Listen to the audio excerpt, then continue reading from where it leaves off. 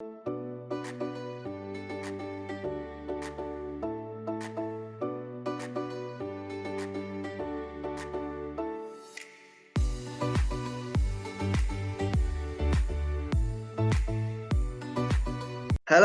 and welcome to a brand new episode of the Sportscast Jersey Football Chat. This week is St Clement's go, so we welcome Andy Sheppard. How are you doing, Andy? I'm good, mate. How are you? Good. Yeah, not bad, thanks. Not bad, thanks, mate. I want to start off by asking you. Obviously, last time we spoke over Zoom, you were at St Paul's. Now you're at St Clement's. How good has the move been for you, and what made you make the move in the first place? I think certainly the start of my time at St Clement's has been great. It wasn't so much a case of moving from St Paul's to St Clement. I reached a point, and there was a number of reasons for leaving St Paul's. Work commitments were becoming a big issue for me. I was doing a lot of travelling, and ultimately it wasn't particularly fair on the players, and also the people that were left behind at the club to step up when I was going away for 2 or 3 weeks at a time. It made it really difficult. There was times where I was sitting in hotel rooms in Johannesburg and in Lagos in Nigeria, contacting players, trying to arrange numbers for training, trying to get squads together for games, which became really difficult, and got to the stage of being quite unsustainable.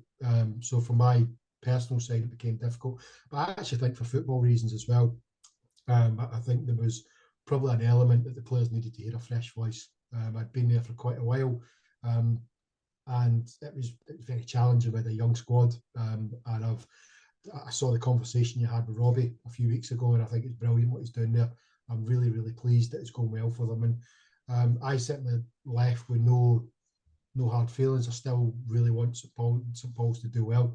I know a lot of the players, there's loads of great people there. So that's been really good. But I just stopped. I mean, to be honest, I had no intention of getting back into football. I was kind of done with it. So much so I had about 100 session plans out on paper, and I ditched them all, binned them all. And then over the summer, Mark Freeman was going back to St Clement's, and he kept asking me, "Do you want to come back?" And I've got no interest. And then he managed to get me down for a chat with him, and I knew as soon as I started chatting, I thought, I do miss this, but it's working really well because there's more of us. So when I do travel, I don't have to worry about it. It's there, so I can dip in and out where needed. And I do miss the competitive side. I love football, so I think I did miss being. I would maybe kid myself on that I wasn't missing it, but it's been great coming back in. Yeah, definitely, and obviously working with Gary, James. How's that been? It's been really good. I think we kind of complement each other really well, and it also helps us freshen training up because it's not the same person taking it every time. It tends to be one of us will lead it, and others will come in and do maybe warm ups or sort of linking sessions as we go between. So that works quite well. And yeah, I think we're all different characters as well. And James is quite close with a lot of the players. He's certainly closer in age to a number of them. So that's gone really well. And yeah, I'm enjoying it. Yeah, good. Want to talk about summer. Obviously got players like Karl Heinz back in the loop. Tom Harris is playing more now. How happy with the signing that you have made? Really pleased. You always want more. You always want more players in, but I think what we have done is we've signed some really good players, but probably more importantly, we signed really good lads. There's nobody in the dressing room that I would say is a negative impact. They're quite demanding on each other, and that's probably you know what you're getting with Karl. You're getting goals. I mean, he's had an unbelievable season last year. He's already started, and if you look at his run rate, he's potentially on course to beat last season, which is incredible.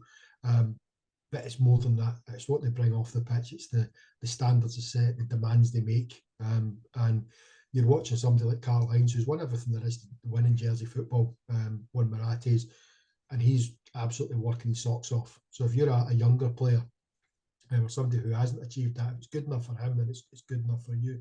Ollie Rivers has come in. Again, he's done really well. He's just a little dynamo in the middle of the park that never stops, always in about, making tackles, winning the ball, driving forward. So he's been really good as well.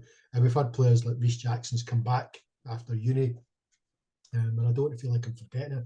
Charlie Yates has come in, a young lad who has been unfortunate in terms of he got a silly red card earlier in the season. Otherwise, he'd have played more. He's been on holiday and stuff, but he's potentially a cracking player. We really like what we see with Charlie as well. So hoping to integrate him. It's his first year in senior football, so we need to be careful with him, dip him in and out where needed. But he's been impressive as well. Yeah, yeah, for sure, for sure. The start of the season's been good for you guys. Obviously, some mixed results as well, but one standout game I want to touch on. Obviously you beat St Peter in the cup, but then obviously for other reasons you didn't get through. How hard was that for you? That kind of period where you could have got into a cup final and got your first silverware of the season. It was really disappointing. It was a series of events that combined to cause the issue, and I think emotions ran high at the time. And I mean, I from my perspective, and I'm different. I know that Gary and James had a different view. I would look and put myself in St Peter's position, and I'm honest. I would unashamedly have done exactly what St Peter's had done.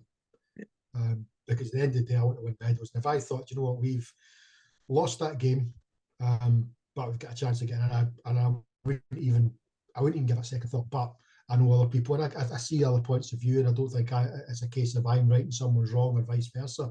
It's just different views. But ultimately, as much as we can point to circumstances and point to things that happen, ultimately we've got to carry the can for it, and it is incredibly frustrating for the sake of 2 minutes. We brought a player on, but that's how it is. I think I don't know how to really feel about it, but I think what we did very quickly is moved on from it certainly as coaches, and we focused on the performance on the pitch because the boys were excellent that night. Some of the football they played, and more so the application, the drive, and the determination to really impose themselves on the games, and that was really pleasing. And yeah, there was circumstances meant that we couldn't go forward, we couldn't go to the final, but what you can't take away is the performance on the pitch from the players, and that's what we need to focus on. That's a level that we haven't, to be honest, we haven't really got back to since then, and it's something that we need to do. We've got to remind the players there's a lot of work to do. That needs to be, if we want to be successful, that's the level we've got to play at. So we've got a lot of work to do, both as coaches and as players. Yeah, for sure, for sure. Good, honest opinion on the whole situation as well. Going forward, looking forward to this season. Have you set goals for the team, for the club? What are they? Generally, still, we want to win every game. That's all it is. I mean, I'm literally a child at state in times. If I'm being honest, I hate losing. It ruins my weekend. I usually go into half time at Monday. It's been helpful actually. We film all the games, so what I tend to do, and maybe we haven't lost this season so far, but even with performances, if we're disappointed and you get quite annoyed by it, being able to watch it back straight away usually clears it, because rather than being as a general thought, we haven't played well, you can watch it back and you think, well, actually I can see specifically what was done there. But I don't deal very well with losing them. Let's say I'm a 43-year-old child, so the goal has to be. When I was at St Paul's, we always said we want to win the Upton. That was the goal, and I certainly haven't come back into football with any expectations or goals that are lower than what they were before. Yeah. And are you confident in this squad that they can go on and win the league and win every game? If it's really up to us.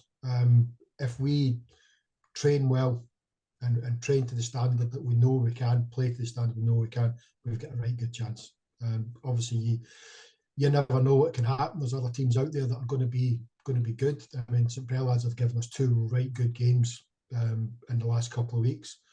St Peter's are looking very strong. I mean, they just look, when you watch them, they're just very organised. Everybody knows what they're doing. You can see that Elliot's had them for a good few years now, and everyone knows what their job is. So it's going to be tough, but we have the players that can do it. It's just a case of putting the work in and making sure that we just meet the standards that, not even, to be honest, not even that we've set for the players. That the players set those standards themselves, and they're the ones that demand them. So as long as we keep meeting them, we'll have a right good chance. Yeah, absolutely. As ever, I finish this kind of chat with a question for yourself. And what are your opinions on local football at the moment? Obviously, you mentioned a few clubs there. So what were your like overriding feelings towards local football? I think local football's in a period of transition at the moment. Probably in terms of numbers of players. Every club, I mean, over the summer there seemed to be a shortage of centre halves and goalkeepers available, and there seems to be every so. I mean, a couple of years ago, it was strikers there was a shortage of, and I think when you look further down, I mean, one of the things that I probably know more so from my experience at St Paul's is that the players are coming through. We just need to give them the time to develop. And there's lots and lots of very good young players, and I think we're hopefully going to start to see the benefit of that. I know that at St Clement's there's 3 or 4 young lads that were training with us in pre-season, and they're looking exceptional. And we're very excited for when they start to transition into senior football. So I think at the moment, I'd certainly say since the Bills have started, the standard is lower, and I don't want that to be deemed as a criticism of anyone, but the sort of standard's lower.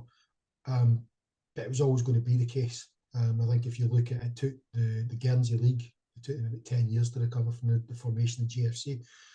I think in Jersey, I think we'll be quicker than that, but you're still going to take a good few years to recover from that, because we're probably just about past the stage where if a good player comes through and plays well for a few games, they'll snap them up. And we need to be at the stage where there's so many of these good young players that they're getting a chance to strengthen the league. But the future is bright, and as I say, there's some very, very talented young players coming through, so it's exciting. Yeah, definitely agree. Cheers, Andy, for your time today, and good luck with the rest of the season for you and all at St Clement. Thanks very much, Dan. It's a pleasure. Brilliant. Thank you to everyone who's watched this podcast. Thank you for watching, and another episode is coming soon.